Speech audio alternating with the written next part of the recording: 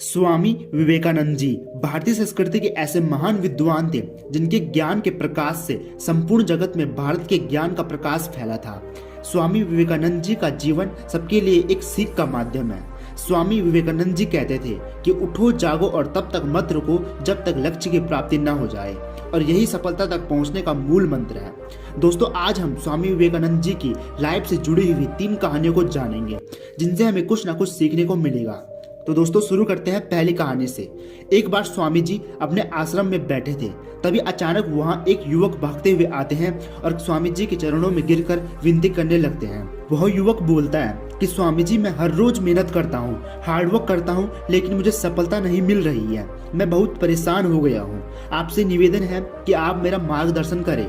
तो स्वामी जी उस व्यक्ति की बात को बड़े ध्यान से सुनते हैं और फिर स्वामी जी उस युवक को कहते हैं कि पहले आप मेरे इस कुत्ते को थोड़े समय के लिए बाहर घुमाकर ले आओ, फिर मैं आपके प्रश्न का जवाब दूंगा। उस व्यक्ति को यह थोड़ा अजीब लगता है, लेकिन वह स्वामी विवेकानंद जी की बात मानकर उस कुत्ते को रस्सी से बांधकर बाहर घुमाने ले जाता है।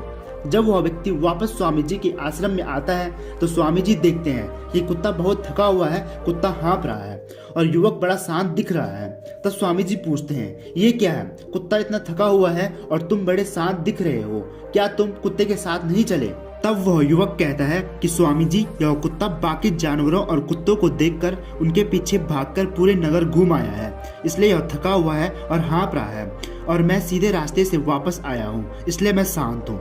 फिर स्वामी जी मुस्कुराकर उस युवक को कहते हैं कि यही तो तुम्हारे प्रश्न का उत्तर है। जिस तरह यह कुत्ता बाकी जानवरों को देखकर भागता है, वैसे ही तुम भी बाकी लोगों को देखकर अपना कार्य कर रहे हो, अर्थात तुम भी तो दूसरों की नकल कर रहे हो, जिसके कारण तुम परेशान रहते हो और तुमको सफलता नहीं मिल पा रही है। दोस्तों, स्वामी जी यह संदेश देना चाहते हैं कि जो व्यक्ति दूसरों की नकल करता है वह जीवन में कभी भी सफल नहीं हो सकता है। इसलिए जीवन में वही कीजिए जो आपको पसंद है, जो आपको करने में आनंद आए। दूसरों के पीछे भागने से अच्छा है कि आप अपने खुद के रास्ते पर चलें, इससे आपको सफलता मिलना तय है। अगर आप जीवन में दूसरों के पीछे भागते हैं और दूसरों की नकल करते हो तो आप भी उस कुत्ते की तरह जीवन भर भागते फिरेंगे और आप अपने जीवन में कभी भी कामयाब नहीं हो पाएंगे। दूसरी कहानी।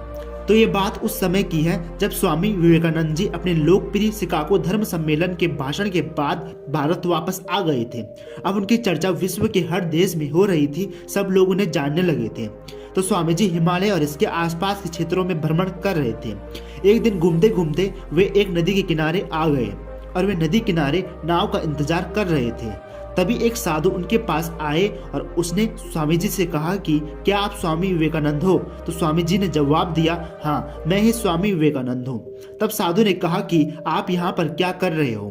तो स्वामी जी ने जवाब दिया कि मुझे नदी पार करना है और मैं नाव का इंतजार कर रहा हूँ। तब साधु ने कहा कि तुम इतने बड़े इंसान हो और कई लोग तुम्हें अपना प्रेरणा का स्रोत मानते हैं और तुम एक नदी पार नहीं कर सकते। मैं तुम्हें नदी पार करके बताता हूँ। तभी वह साधु उस नदी की सतह पर चलकर उस नदी को पार कर देता है और फिर नदी की सतह पर चलकर वापस स्वामी जी के पास आता है और फिर स्वामी जी से कहते हैं कि देखो, मेरे पास इतनी शक्ति है, मैं इतना टैलेंटेड हूँ, बट फिर भी मुझे कोई नहीं जानता है। पर तुम्हारे पास कोई शक्ति नहीं है, कोई टैलेंट नहीं है और तुम्हें पूरी दुनिया जानती है, ऐसा क्यों? तभी स्वामी जी मुस्कुराए और कहा कि तुम्हें ये विद्या सीखने में कितना समय लगा?